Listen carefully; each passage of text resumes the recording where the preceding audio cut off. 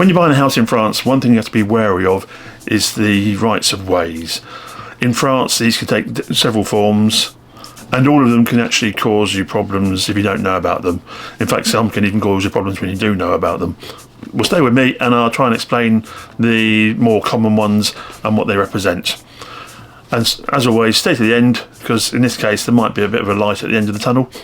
When you sign an initial agreement to purchase a property in France, there is a clause in the actual, what we call the compromis or the promise, which goes along the lines of, I'm going to have to read this.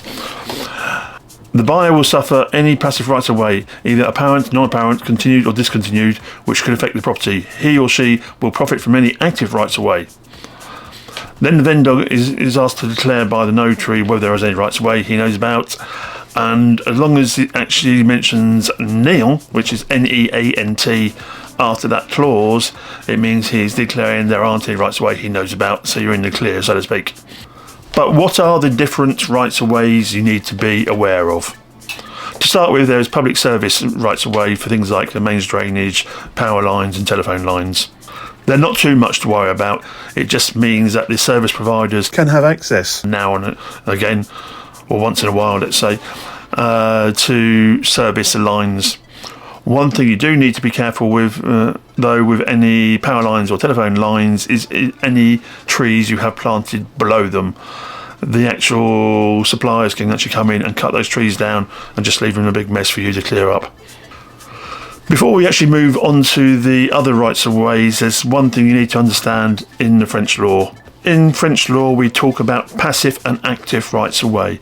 A passive, well, that's quite self-explanatory in the sense of actually passing over your land, so you're actually giving a right to someone to use your land. Then you actually have active, which, well, you've guessed is the opposite, but if you see it on its own, you might not know. So basically, you have yourself the right over someone's land. Once you understood that, you're halfway there. But even in French, even then, it's still complicated. Even for a simple, straightforward right-of-way passage over someone's land, it can be droit de passage and droit de pied and droit de brouette.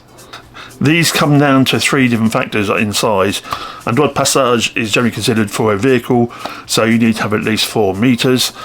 If it's a droit de brouette, which literally means wheelbarrow, I believe there's no actual written law, but it makes about 2 metres, and a droit de pied is actually a walkway, so actually, let's say 1 metre. Another common right we find is well rights, but even that's not that easy in France. Basically, you have a droit de puits and droit de puisage, 2 different things. One is a right to the well, and one is a right to pump the water in the well. How does this translate? Well, basically, if it's a right, droit de puits, or a right to the well, this means the actual other people can have access to the well anytime they want and draw water directly from it. Droit de puisage, or the right to pump water, still means they have a right of access to it, but they only have access to the actual well for upkeep reasons of the pump, if it's broken down or installing it or it's got a leak or whatever. So yes, they can still go to it, but obviously a lot less on a daily basis. A lot lesser known one is what we call an aire à battre, or a area to beat. Beating in the sense of beating or thrashing the corn. You often get this in hamlets, and you'll have it is basically a common area where in the old days all the villagers used to get together to actually thrash the corn and wheat. And if you're not careful, if that's on your land, officially speaking, means everyone in your village has a right to come onto your land. So make sure you know about that one if it exists. Another one we often hear about but not necessarily understand correctly is the droit d'échelle, or the right to ladders. Usually this means that any property which is built on the limit of its land, normally speaking, the owners have what we call the droit d'échelle to actually go round the back of the property to actually service and take care of the upkeep of that building. I know, for example, emptying the gutters, that sort of thing.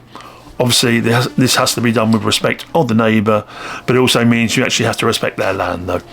Any right of way in France can be challenged and eventually lost, but it's not an easy thing to do due to the fact you need to prove that the person or people's using that right of way haven't done so for over 30 years. So I'm not really sure how you're supposed to do that. Well, I spoke about the light at the end of the tunnel. Well, in fact, I lied. There's two of them. Well, two glimmers, let's say. Do two glimmers make a light? Hope so. The first one, if you're lucky, is that the right of way over your land is actually a named right of way. This can be to a particular person, and in that case, when that person passes away, the actual right of way passes with him.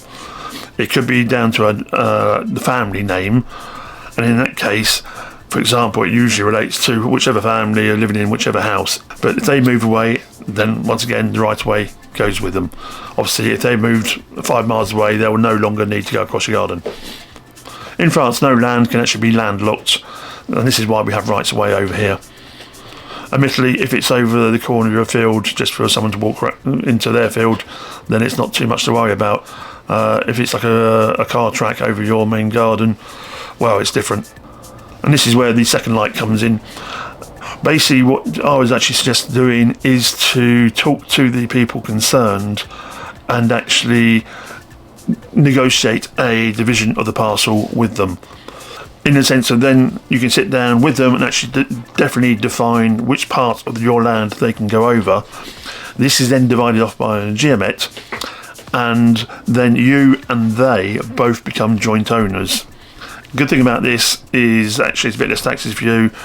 B, it actually defines the exact area where the right of way is, because sometimes it can be a bit vague. And thirdly, means they have to share the costs of the upkeep. Costs a little bit of money, but it's definitely a lot better place to be than just let's say an open right of way across your land.